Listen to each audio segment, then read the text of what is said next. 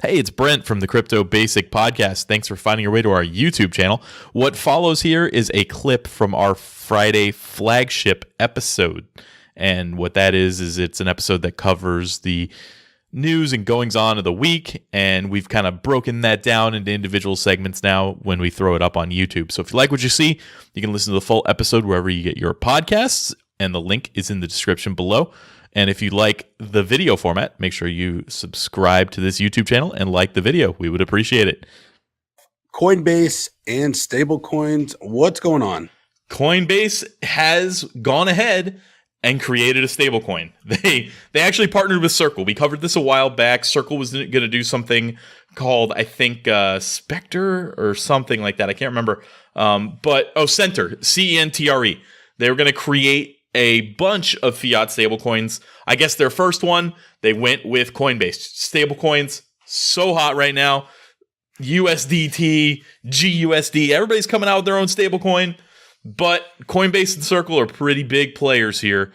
And it's going to be on ERC20, so it is not like its own blockchain like originally Centre was supposed to be. It is regulated by the United States, available everywhere except New York. New York's a little bit tricky with crypto these days.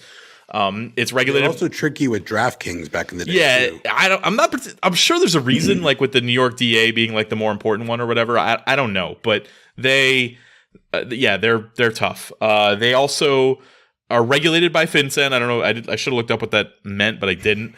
But it's a U.S. regulatory body, and they Circle originally said they were going to invest their holdings with AAA rated fixed income securities.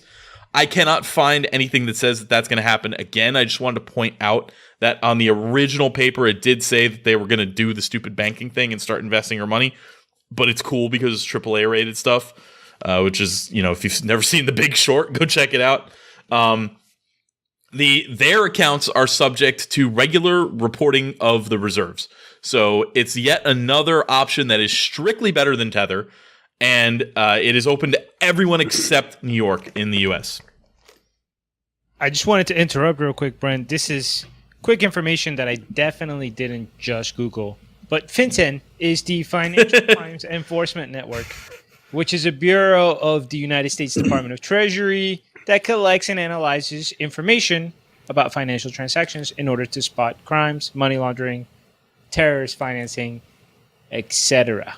I should have known that you would know which financial company investigates terror financing off the top of your head. I should have known that. I'm going to not close this window now.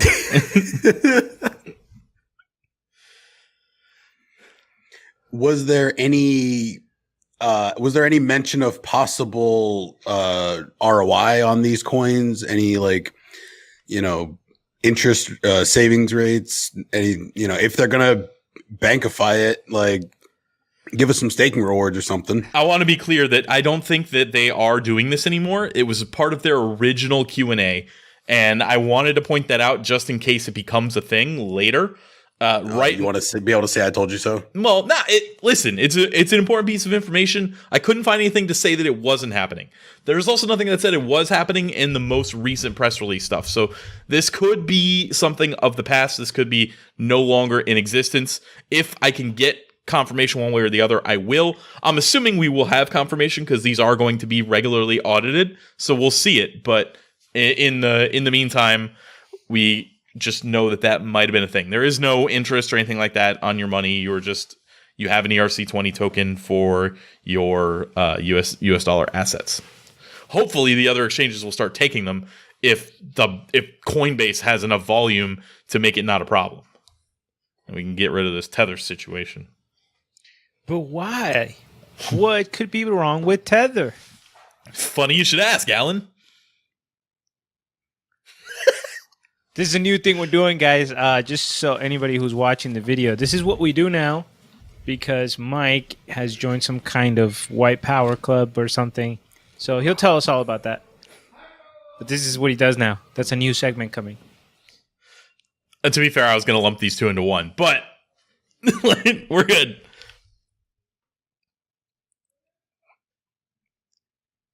All right, Brent, Tether back in the news. It's burning. but not the way we thought. Yeah, it's not burning in a, just hooked up with a girl from the local dive bar kind of way. They're burning they burned half of the available tethers over the last couple of days. We're recording this on Wednesday night, so I don't remember which day. It was either Wednesday morning or Tuesday night, depending on where you live. And there were 500 million tethers that were in circulation that were destroyed, in theory redeemed. Now, I don't think they were all redeemed on Wednesday or Tuesday or whenever that was, but I guess they're saying people had been redeeming these, so we're just going to get rid of these now. Remember, Tether was way down there. It got down to like 91 cents at one point on as far as all the exchanges together are concerned. It also is not quite back to $1 yet. Just checked on coincap.io. It is still sitting at 98 cents, so it still isn't doing its only fucking job. But it's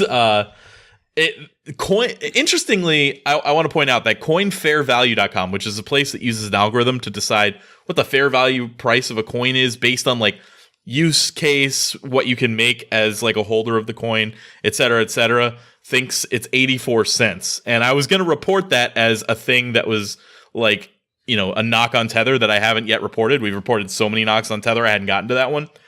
But they actually put in their notes very specifically, although we have put 84 cents as the true value of this coin, it's just testing out a new algorithm. Do not use this as an accusation against Tether. So apparently I'm not allowed to do that, so that's totally not what it was. But yeah, good thing we definitely didn't do that. Well, look, to be fair, though, I mean, it would seem here like just in regards to that algorithm, Tether's trying to be stable. So it's not going to have any kind of rewards. It's not going to have any master nodes. It's not going to do any of the other fancy stuff that other cryptocurrencies are trying to do that create a new economy and attract people. In theory, Tether's saying no matter what, we're going to be $1. So if this algorithm is designed to figure out intrinsic value by figuring out how much of a return you're going to get on something that's not supposed to change, then obviously it's not a good tool to evaluate the value. I'm definitely not defending Tether. Side note, Tether sucks. Like, I'm just saying I wouldn't use this metric. The way I kind of interpreted that is that was kind of what you were risking almost. Like they believe there is 16 cents worth of risk on each of those dollars. I don't know how to interpret that into like percentage chance that dollar is worth 0, but even though they're trading at $1, we all know that there is a series of circumstances that can come to fruition that makes them worth not $1, and it's not that outrageous. If it's worth roughly 84 cents, you're probably better off taking any money you have in Tether and just putting it in a slot machine, right? Like you have a better chance of getting US dollars back from a slot machine than owning a Tether. But this is actually the point that I'm making. The tool that was used to determine that Tether's is worth 84 cents is an algorithm that as part of its metric is taking into account how much of an investment you can get return from what he said. Like if let's say you have a node or if you're getting rewards. Right. So it's like me comparing the US dollar using an algorithm that's used for stocks and say, oh my Lord, the US dollar has the PE ratio is infinity. It's got no, book to asset value. That doesn't even make sense is the argument I'm making. Yeah, no, sure. That you're probably right. I do like Coin Fair Value's metrics. They seem to make sense on a lot of the coins. So whatever. Yeah, I don't want to spend too much time on that. I just thought it was funny. Agreed. Yeah. Actually, I should have looked up the other stablecoins values and see how they were related. Anyway, the theory goes that Tether had been spending those days where all the Tether FUD was going nuts buying back their own coins, and in theory freeing up a lot of money that they may not have had in their bank account. Because if they're buying their own coins that they think they can keep at the value of $1 back at 92 cents, they can make a decent amount of money on that. So, and then they ended up burning this and getting rid of half of the supply. So it's a situation that we need to watch. I think that they see the writing on the wall. They see these other exchanges making their own stable coins. You don't want to be in a position where you're competing with Coinbase and Circle. That is not an enviable position when your product is strictly inferior. So, like, they're both the RC20 tokens, so it's not like they have this cool payment network that makes them better. They're just strictly worse. So, anyway, it was a lot of cool information. I guess the only what's that expression? The silver lining. Yeah. The silver lining here is if we're going to see movement in the supply, we want Tether to go down in supply, right? Like ultimately, even if the reasons are shady and all that stuff, the less Tether that there are in circulation,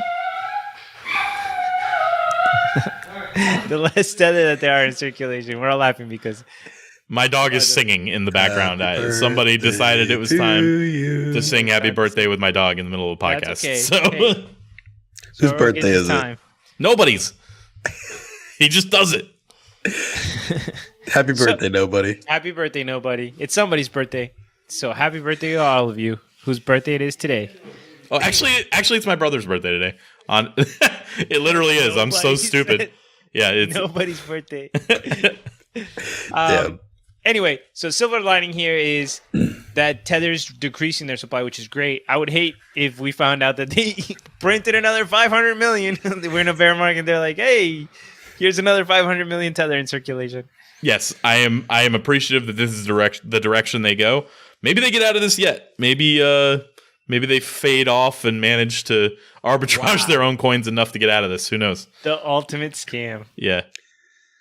All right, so 500 million taken out of circulation, and that was meant to be half of the circulating supply. Because I remember when we were discussing Maker, we had estimated it to be around 2.7 billion or something for the total supply of Tether. That means there's quite a bit that's not in circulation according to that metric. I don't know. I mean, these are all. I'm just saying it might have changed our previous conversations a little bit. Gentlemen, we live in the age of internet. 2 billion market cap with Tether right now. So that's probably after the burn. Circulating supply, 2 billion. Circulate. So by half the supply, he meant a fifth. We forgot to multiply by. I mean, I thought that number was wrong one way or another. It says it. So go ahead. I'm gonna look this because the article said half.